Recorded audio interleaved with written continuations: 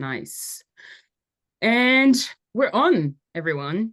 And welcome to the open discussion. We are talking today about systems thinking. Thank you very much for being here. My name is Yasmin.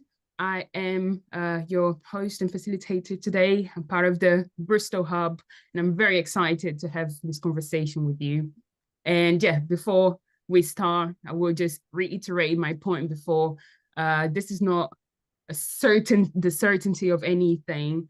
I'm not going to be here talking loads either. This is a space for us to learn. This is a space for us to support each other and ask loads of questions and just feel comfortable with learning these topics. They're extremely important for work, projects, just life in general, right? So yeah, hope you enjoy it. And we have the chat function. I will talk about that, but we have the chat function. If you don't feel too comfortable just raising your hand and speaking. But yeah, I'll go back to this housekeeping part in a moment. But just for you to know where you are, this is the Bristol Hub, but it's not limited to people in Bristol.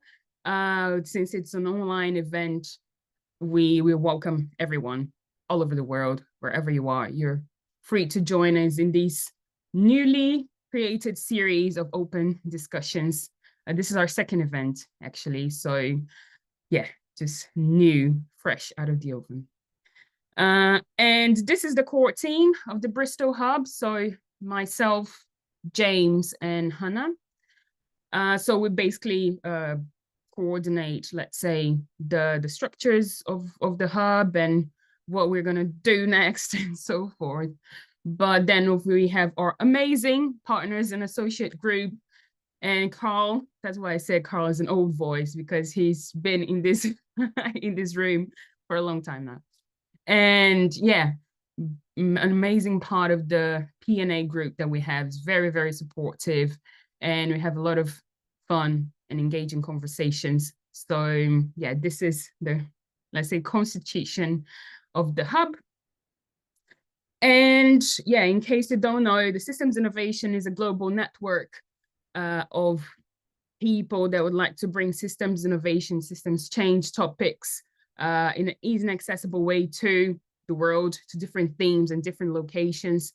And this is the hub in Bristol, and we are here. But as you can see, there are other hubs all over the world that are discussing similar topics in different ways, have different events. So definitely recommend checking them out, even if you're not in Bangalore or everywhere else. It's good to check out because they have always online events that is always good to be updated with. Okay, so we are one of these amazing location hubs, but there are thematic hubs as well. So we have cities, environment, food, organizations, all talking about systems change and systems innovation ideas in these specific themes. So today, again, we're talking about systems thinking, and this is going to take an hour. And again, it's an open discussion. If you want to stop at any time, let me know, ask questions. We're free and learning. Okay. And again, housekeeping, this session is being recorded and is going to be available afterwards in our YouTube channel. I'll leave the link in the chat afterwards.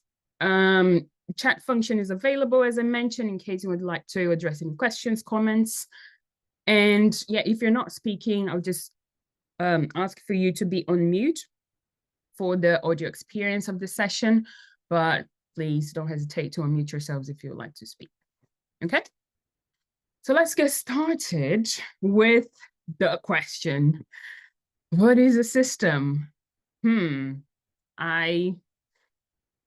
it's a good question, right? If we're talking about systems thinking. So maybe we can start from a brief description from Donella Meadows. A system is a set of things, people, cells, molecules, whatever, interconnected in such a way that produce their own pattern of behavior over time. So for us to get some examples of what that can mean, we have several different systems here that I put But I would like to hear from you as well. So for example, our human bodies, right? We have several different parts, millions, trillions of parts that don't work by themselves, right? They work interconnected with all the other trillion parts that we have. And in a synergistic way, they create their own patterns of organization, right? There's a function, for example, to the lung. There's a different function to the heart. And those are different, but they need to work in an interconnected way. Otherwise, we won't be here, right? So this is an example of a system. And then we have a car as well. The wheels cannot work by themselves. You need the steering wheel, you need the engine, you need all the other parts of the car to work together in order to function and create what we call the car or the machine and so forth. And in more, I'd say less tangible systems, but still systems in the same way. We have, for example, families, right? That a family is constituted, of course, by the individuals, but is the relationships within this system that constitute that specific family, right? The way that siblings relate to each other, the way that grandma relates to the Christmas dinner and so forth. All the amazing discussions, right, that we have on Christmas dinner and so forth. It all constitutes the dynamics and the interrelationships that happen within that specific system. And in the same way, as you can see, ecosystems and financial markets and so on. So I would like to pass over to you beyond these examples here. Any systems that you are familiar with, any systems that you're a part of maybe, or that you're interested in? Would you like to share any of that with us? So, I mean, I come at it from the business perspective. So I work in an organization, which is a business, which is a system. And then also that those businesses make up. So it's that fractal bit, isn't it? You know, because like you have the human body, which is then in a family, which is then in a sort of society, which is sort of goes wider and wider. And so yeah, and same. So I think that's where but then it's really interesting because one of the things that I'm interested in, and which is how I came to this group actually through Hannah, is our conversation about the connection of businesses and third sector organizations and how we can kind of, because sometimes they operate in their own systems, but obviously they're in the wider system as well. And so how you can kind of encourage the links between. So that's something that I'm constantly kind of thinking about. That's awesome. Yeah, what we sometimes call the nested structures, right? Systems within systems within systems. So we can, as you said, we can talk about bodies, but then if we zoom out a bit, we can talk about cities and we can talk about the global political, economical, political system, right? And different levels of analysis or observation that we can have. So that's a very, very good point. Thank you. Any other? I believe we also have what you're talking about was a vertical layer where you have a system in a system in a system, but I think you also have the interconnected layer where you could have a family and one person of a family is working in an organization and another person of a family is at school, which is also another whole other system. And so it's what I think it's interesting is also defining the boundaries of a system, because you could build a whole build and view a whole system that is connected of all these systems that are influencing all these members, but all these parts will also be in other systems that are interconnected. So when you're talking about a system, you always have to define where does it end and what are you viewing? What are you in that? viewing in that system and looking at. Yeah, this is an awesome point to me. I think that's a massive question always, why, right? Where does it end? Because we can be talking about the granular level, we can talk about the whole universe and so forth. And, you know, we could be here our whole lives just putting everything together in one system. But of course, these are categories that are useful, but it always depends on what you're trying to do with these categories anyway, right? You talked about Hannah Jessica. She hosts the systems mapping school that is wonderful. And there's always the question of where's the boundary of my system? And there's a lot of different ways that you can respond to it, but I think it's always not always, but it's somehow related to the question that you put in the first place, right? What are you doing with these systems? If you just want to map systems for the sake of it, then well, good luck, right? But if you're not going to do anything with that, then is it really the best way to go about whatever the question that you have is? Or are there other ways, other methods that are a bit more useful to what you're looking for? So yeah, that's a very, very important point. And yeah, we're going to talk about systems map in our next session. So maybe we can hold some of these thoughts for now. But thank you very much. Carl, any systems you can think about?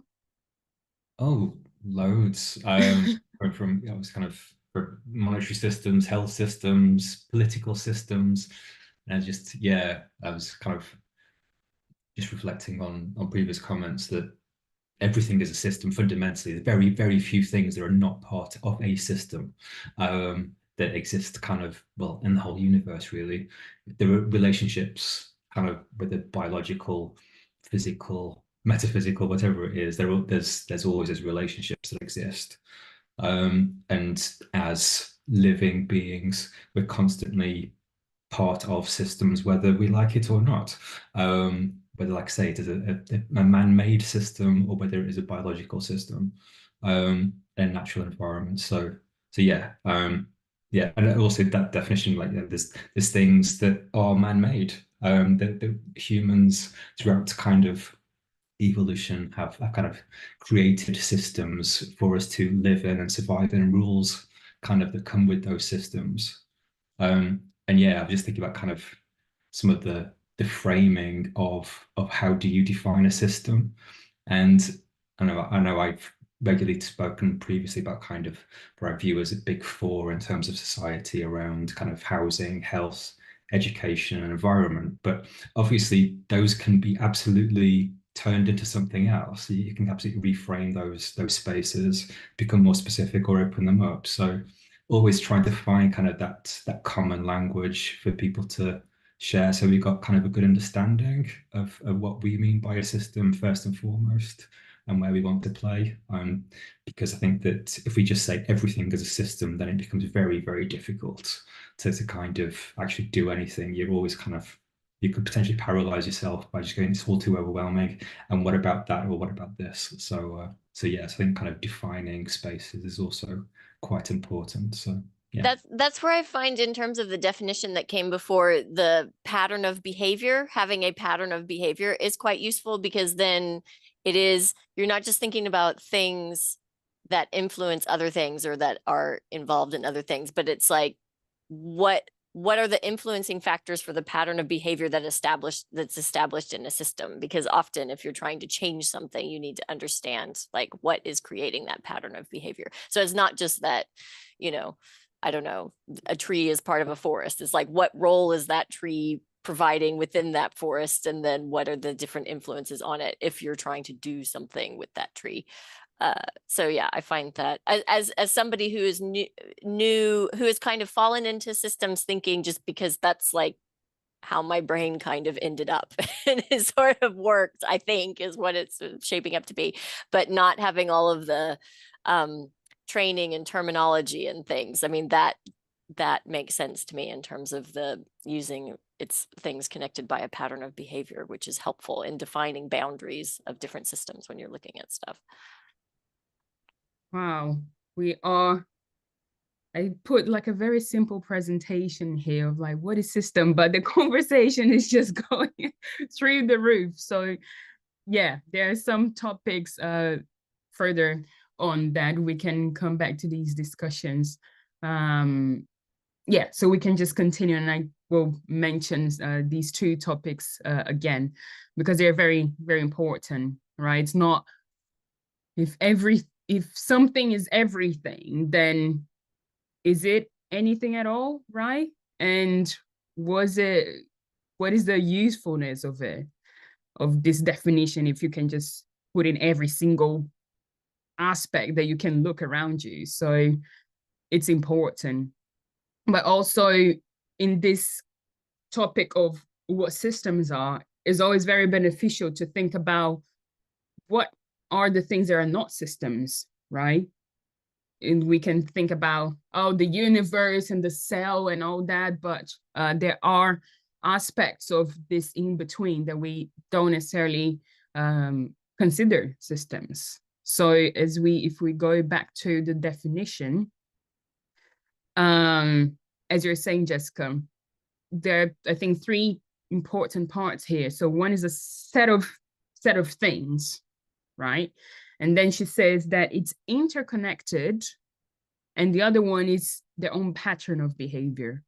So what is not a system, for example, is just a set of things without any specific function, without any specific interconnectedness. You can take one part away and it's not going to make any difference in the set of what is already there. So just some cutleries on the table. Is that a set? Is that a system? Right? You just throw cutleries like that on the table. If you take one knife away or put it back, it's not going to make any difference to that pile of cutlery. But if you're talking about in a dinner set, if you're talking about in a, yeah, well, we talked about the Christmas dinner, right? That makes a huge difference, because that matters in the context. You can't just give a spoon if someone's gonna eat like steak, right? So that makes a big difference. So thinking about what not systems are very useful as well. So yeah, we can clear up some of the overwhelming thoughts like that slowly. So, okay, we got in a consensus of what systems are. So what do you think we mean by systems thinking? Like thinking in systems, can we say it like that? What is it then? Do you like to just shout some ideas of what we just define and how that influences our thinking and how that could be important somehow? Well, I guess at the most basic level, I would say it would be thinking and not stopping at the next step, but thinking further on. So if I do any action and it has a reaction, you could then say, oh, that's the reaction, and that's nice, that's done. But you could also say, okay, this reaction, what does it mean? What consequences could that reaction have? And if you move this chain of thought further, you would automatically build a kind of system in a way, where you're thinking, okay, this influences that, so this influences that, and that would mean this. And I think the hard part of system thinking is keeping track of all the things that could happen by one influence, by one impact, one action, and to just get a sense of what this would all mean in the larger context. Very good, very good. Okay, you're just getting warmed up in here. All right. I think, did anyone else would like to add to what Ntimi just mentioned? No. Okay, yes, that's a very good point, because as you said, right, there's a cause and a consequence, and these are the, let's say, the observable features of a scene, right? The car just bumped against the wall. That's it, crashed into the wall. And then you can just assume a lot of different aspects of it, why that is, and blah, blah, blah. But if we just look at these two components here, if we go back to the definition, if we just look at these two sets of things, the car and the wall, then we can only get so far, right? So thinking about the system around this snapshot makes us understand that car crashing against the wall in a completely different way. So maybe the person was drunk. Maybe the person just broke up with their partner and got very stressed. Maybe they were just doing something else. I don't know. And we start to ask different questions compared to just assuming the car and the wall as the only components there is in that scenario. That's a very, very good point. And from that, we can increase our critical perspective to what's happening. We move from the parts alone and we start thinking more holistically, if you will, of that scene, of that scenario. And I think we can continue on that, but just to get very off the ground here, I was reading a couple of articles and I just got this one, which I thought it was very nice, and I resonate a lot with this experience.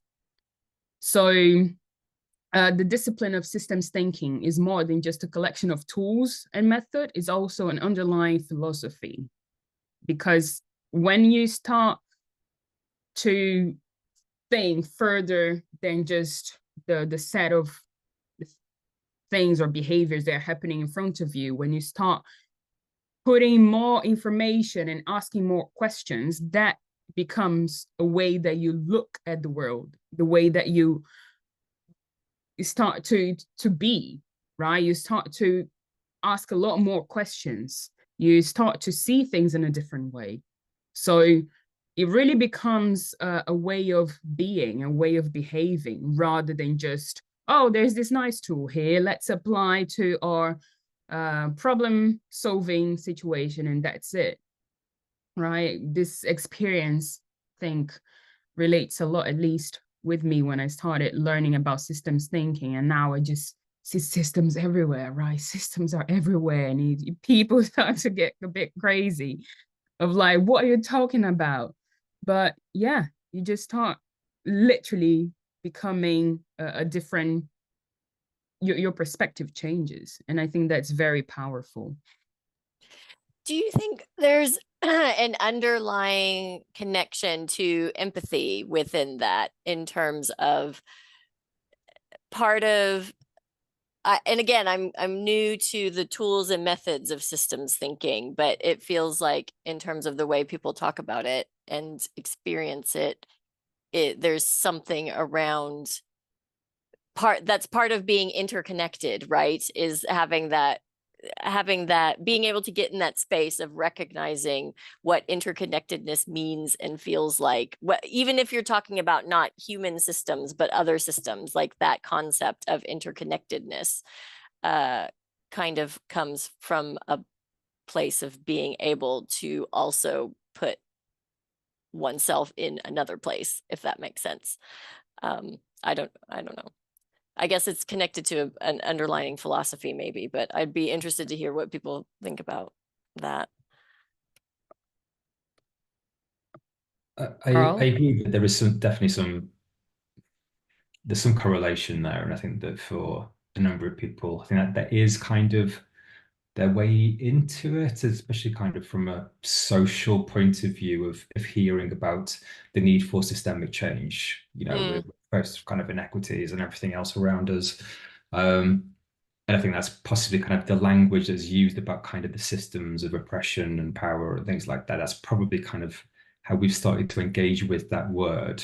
So how we start to empathize with our fellow humans or with other than humans, and kind of the world around us and climate change and everything else. We're constantly talking about systems. So yeah, certainly can kind of see that as a gateway.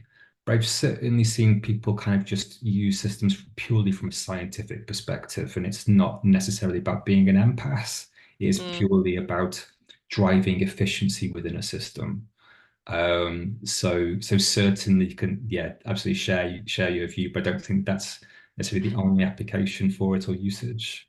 Yeah, no, that's really helpful to think about in terms of and again, what it goes back to what is the end result of what you're trying to do? Is it that you're trying to remove all friction or just make something incredibly efficient or productive or whatever it is, versus you're trying to, again, with social systems, you're trying to get to some kind of equity or fairness or some kind of common experience. And so, yeah, okay, that helps me sort of frame things a little bit better.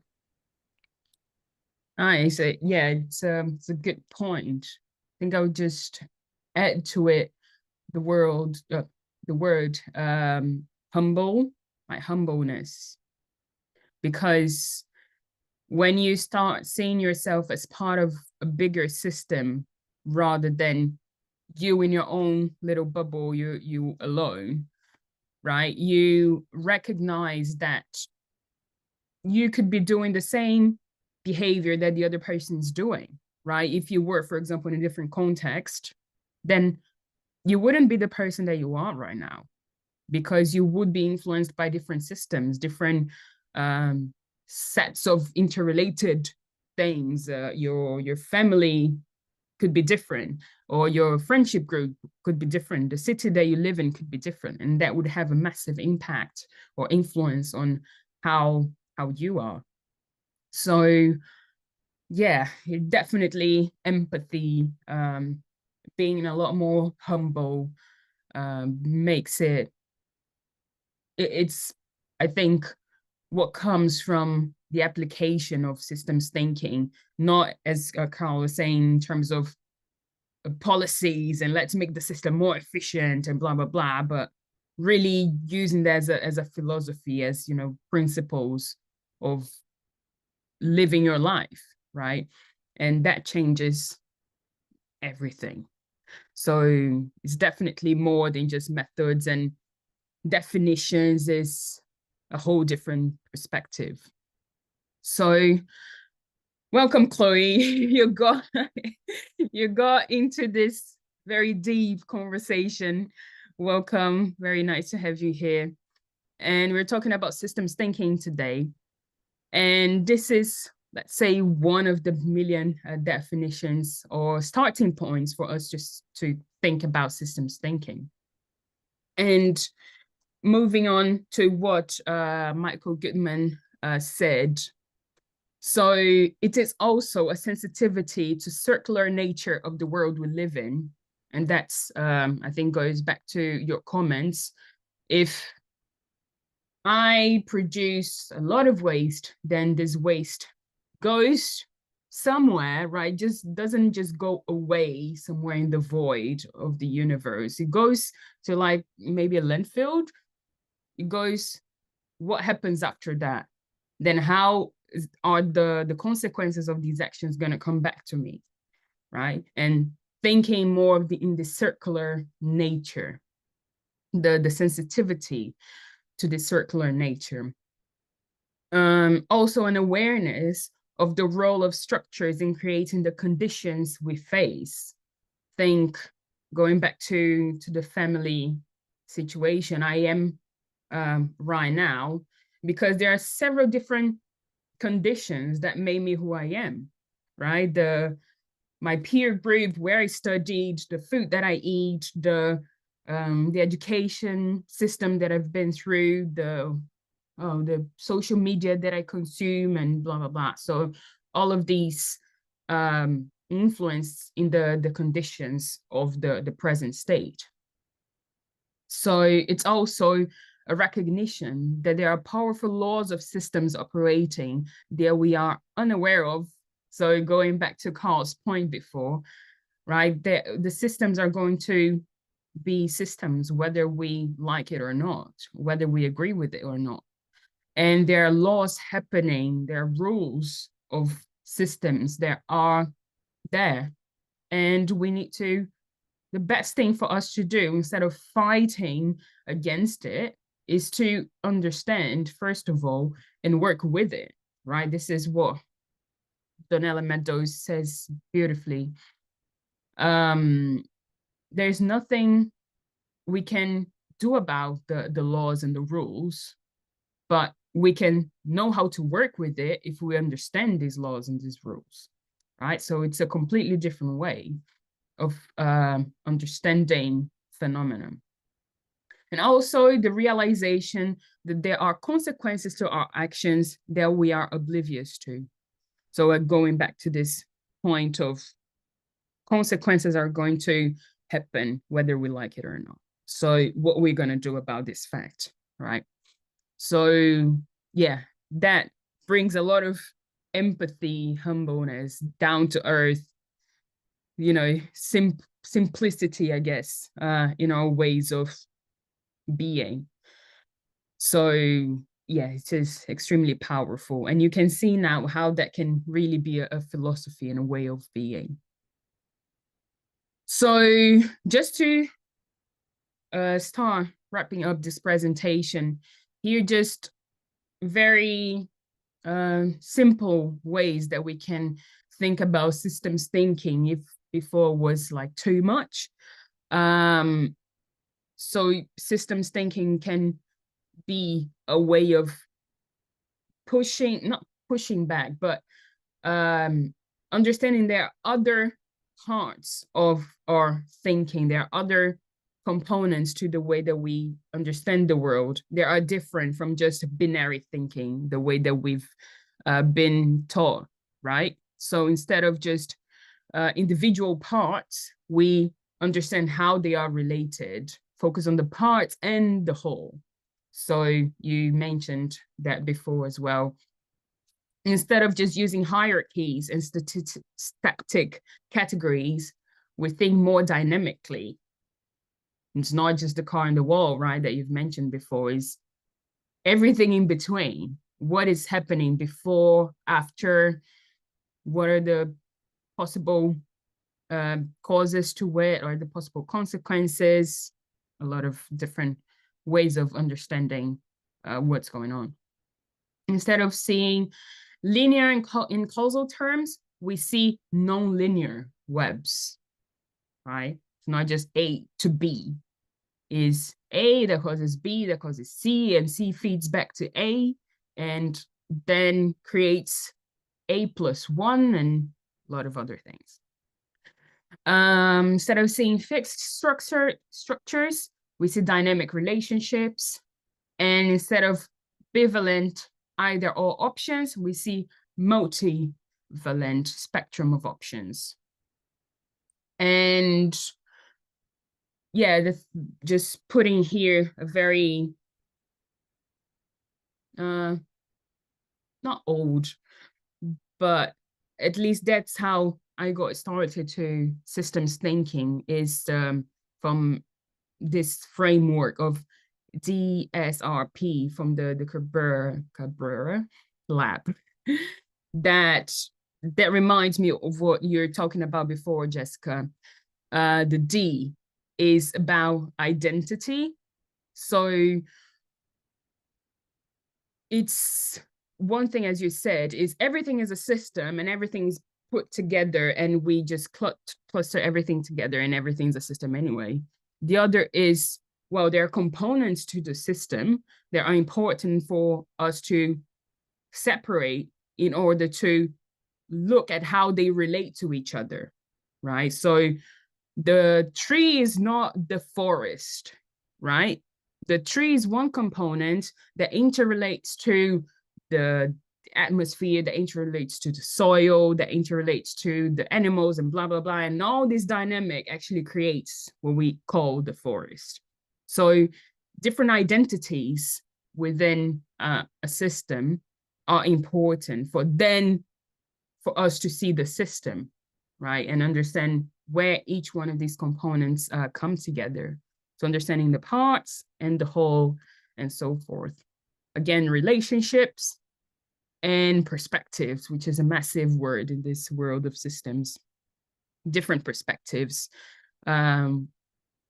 As we talked about, there's that famous cartoon of there's a 6 or 9 on the floor, and there are 2 people seeing the 6 and the 9 from different perspectives. Like, is it a 6 or is it a 9? Well, it's both, depending on where you sit. And sometimes you just fight over, it's 6, it's 9. No, I'm right, you're wrong. Where in fact, just come here on my side and you can see what I'm seeing, right? So different perspectives definitely make a massive difference in the systems thinking world. And the last part of these slides that I would like to share with you, that I really like, SI has, as you may know, lots of amazing graphics like that to make it very easy for us to understand some concepts. And I think this is a very good one, because the analytical way of understanding is breaking all the parts down and trying to see, where is the light? Let's see, maybe it's in the wire here. Maybe it's in just the glass around the light bulb or whatever. Oh no, maybe it's just here or there. But systems thinking is stepping back a bit, putting all these things together, understanding the bigger picture, and it's not either or, it's everything together. Is really a synthesis of the different parts and how they relate. So understanding systems thinking, where the lights come from, is putting everything together and putting a different perspective to it. So yeah, that was a bit of the slides that I wanted to bring today. Oh yeah, there's another one. Other ways that you can think about different differences between systems thinking and a more analytical, reductionistic thinking. And I put all the resources afterwards for you to see. And now just an open question, since we have 16 minutes. If you've applied this idea, it would be great to share with us how systems thinking is useful in your day-to-day life, in your work, maybe a project that you've been involved with or that you're involved in right now, and maybe how that changed the way that you approached the work or the situation in which systems thinking was useful. So now just an open floor for us to share ideas. Have you used systems thinking before? Maybe implicitly, that happens a lot as well.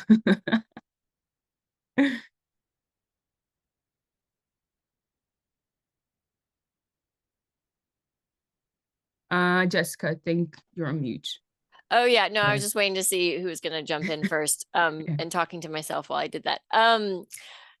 Yeah, no, I mean, I come into it implicitly rather than explicitly, having fallen into this way of thinking. I mean, I guess I have historically probably thought in this way. I mean, I did my degree 1,000 years ago in comparative literature, which by definition is about comparing things to other things, and then you're thinking about how they react to each other and all of that. But yeah, in terms of my work, just to be specific, because sometimes that's helpful, I'm director of responsible business for Business West. We're a leadership and business support organization. James works. I am a colleague of James Snellgrove. So if you know him, you know Business West. And And so my role is looking at both our own practice internally and then also how we can influence businesses to, you know, kind of think about things in the wider world when they're making decisions. And so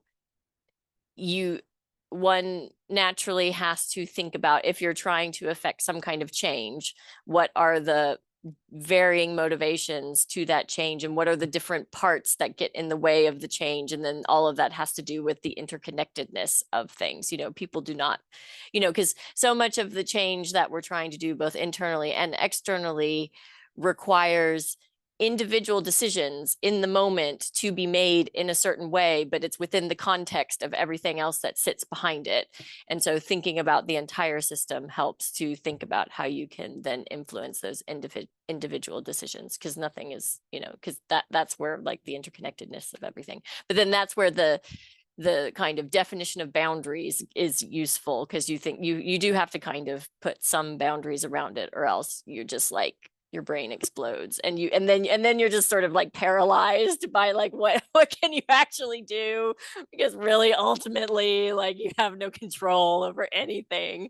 So yeah, so I think it's and I assume that that's partly what the actual tools and methods that are part of systems thinking help you do, is navigate that in terms of the definition of boundaries and how you can kind of use it to then situate yourself in a way that means that you can use the understanding of the interconnectedness of things to then actually move forward with something. But that's part of why I'm joining the network and getting involved, to kind of understand how that can be applied, rather than my just kind of feeling in the dark for these different things and kind of, you know, like using my waters to kind of work out like which way to proceed with different things. Very, very nice. I mean, I think we were discussing a project to bring tools of systems thinking and all the different topics that we normally talk about SI, exactly because of that, right? The theory is great. Of course, we're talking here about the philosophical part of systems thinking, but how can we actually put these ideas into practice in projects that, you know, have a deadline, have to complete specific criteria and so forth. So yeah, Carl is involved in this project as well, and we want to put forward some sessions to support, not just with the more theoretical part, which I think these conversations are about, but also with the more hands-on practical, because there's so many tools that are important and useful. And yeah, bringing case studies and so forth is what we aim to do in the future. So that's very important. Thank you, Jessica. And yeah, any other ideas on how systems thinking can influence your work or your everyday life? Chloe. Hi, everyone. For a bit. Nice to see you. Hi, nice to see you too. So I recently started working at a logistics company, and I've been working in logistics for roughly 3 years. So I've worked at like 3 different logistics companies. I'm basically doing the same thing. But at this new company, when I joined, I introduced myself to people as, you know, I'm Chloe. I'm somebody who, you know, tries to apply systems thinking to design and building products. And sometimes people ask me, well, you know, what does that mean? Okay. And I'm in the process of figuring out, in reality, you know, how does that change how I design my product? I'm a product designer, by the way. And how does that make me an agent of change within this system, right? Or within this company where I'm trying to help people, decision makers mostly, view their product thinking process or their product development process from a new angle, trying to bring new perspectives to our entire product life cycle, but also the value chain, right? The supply chain, because like I said, it's a logistics company, thinking about the people who are on different ends, right, of our service, right? The people who are paying for our service, the people who are delivering for our service. But one thing that has really, or I've been thinking about a lot in terms of what is the impact of technology on environment is, for example, a logistics company helps with improving efficiency, but there is also the risk of increasing the amount of waste, because you are making things a lot faster. You're doubling up the time that people would normally use to get that same exact service if they were like doing walk-ins at restaurants. So I haven't yet been able to articulate these things to my managers or my founders yet, but it's something that I've really, really been thinking about since I joined the company. So if you have any, helpful ways, I would really appreciate that. Thank you. Awesome. Yeah, the struggle is real. I put here in the chat a link that we've shared a lot in the community, in this systems network, generally, that people find it very useful in the design space, but also there is the design hub, right? That people bring these concerns and these questions. So if you would like to connect with them, would be very good as well, because I'm sure they have more specific tools and ideas to your specific struggle, right? Because yeah, it is a very common question that people have. But yeah, if you would like to check this resource here, I just put in the chat.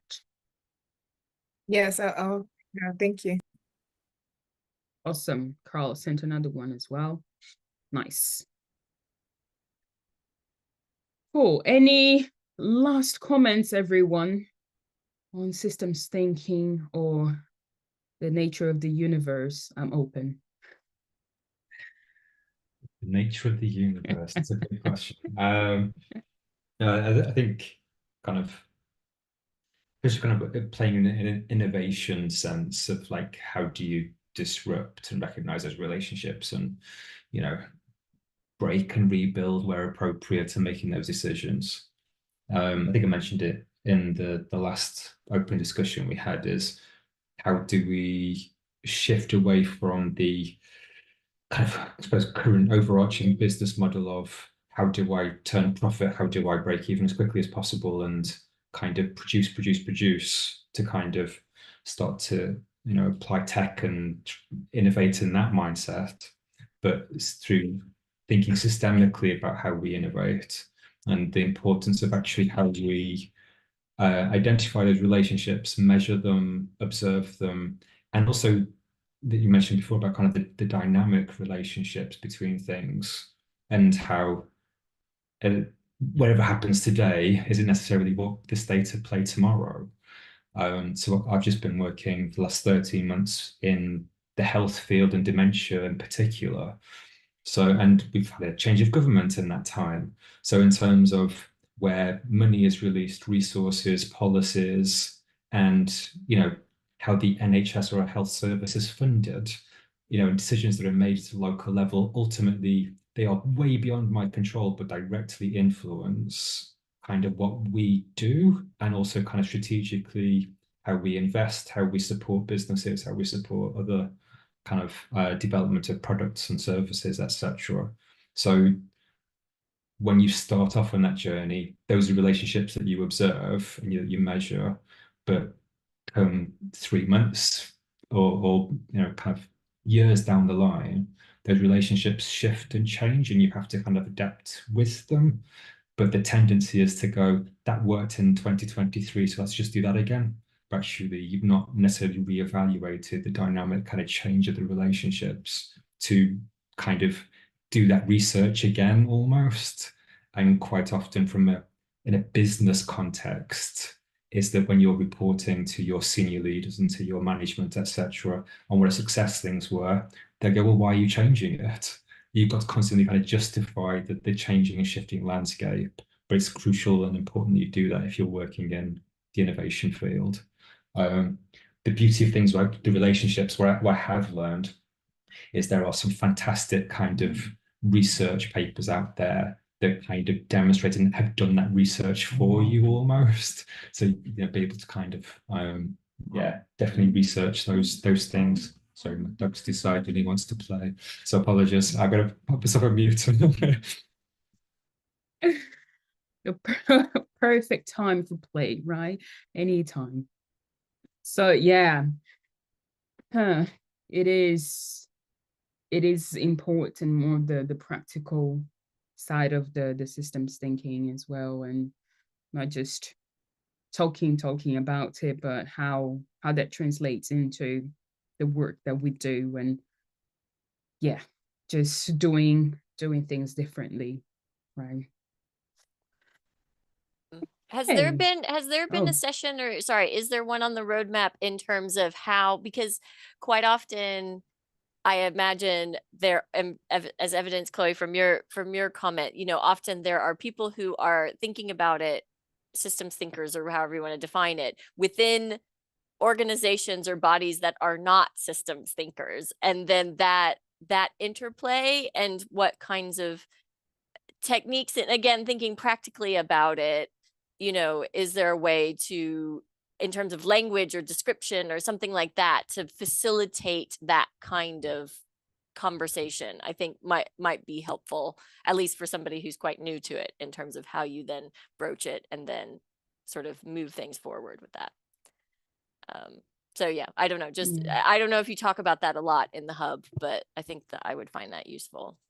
Yeah, we have spaces in the global network of people, or different hubs, for example, governance hub and the design hub as well. Address organizations hub does it a lot, addressing specific questions that people have with people that have explored more in practice some of these tools or even ideas, exactly bringing to spaces where people are not really open to systems thinking, and how can you start introducing bits here and there so they can understand the value of thinking in this way, or being, or using tools that are going to be a bit more comprehensive than the tools that they used before, and so forth. I can share some resources with you of, there's evaluation and assessment around systems thinking and complexity and so forth. I can share in the group that we have, and then more people can benefit from it as well. That's great, thank you. Yeah, I will leave I had a the conversation with Carl recently, and he shared a few helpful resources with me, actually. So I think what I'll do is I'll probably, would it be better to share it in the design hub or in the Bristol hub? Which one? I can share them on both, because of course those are different people. But yeah, if you can share on both, that would be great. Awesome. But I'll leave the link here to the Bristol hub for you to get to know our next events and what we're up to next. I'll just quickly, very, very quickly, finish up this presentation. So these are all the resources that I used, and all the links are going to be here. I'll put the presentation on the community, in the community as well, so you can access all that. And here's some questions that we discussed, but others we can just reflect upon. And you can always use the community to just tap questions and comments and so forth. It's always great to see how you're going on in the systemic journey. And coming up, we have our next open discussions until December 11th. So every 2 weeks we have these spaces. And then next year we're going to resume and do other topics. Then we have an interview around this book, Complexity, Making Sense and Making Wave. Jean is a great author, so we're interviewing her in January. And we have our social coming up in person. So if you're around Bristol on December 12th, we're going to announce this today in our community. So if you're around Bristol, we're very welcome to join us. And we have a book club that I literally love. And we're going to start that in January as well. A beautiful group of people that we have there, very engaged, very intelligent people. So I really recommend the book club. It's amazing. And that's it, everyone. The book club, no, the book club, the Bristol Hub is here. And that's it. Thank you. Woo. Thank you very much for joining. It was a pleasure to meet you and to have you again for the old comers. And see you 2 weeks from now on our next open discussion session. Yeah, Okay. I can't join the next, but thank you so much for this. And I look Thank forward to the you. next one I can join. And I'll see you all Cool. online. Yes, online. Cool. Bye. Take care, everyone. Bye. Bye. Thank you very much. Thank you.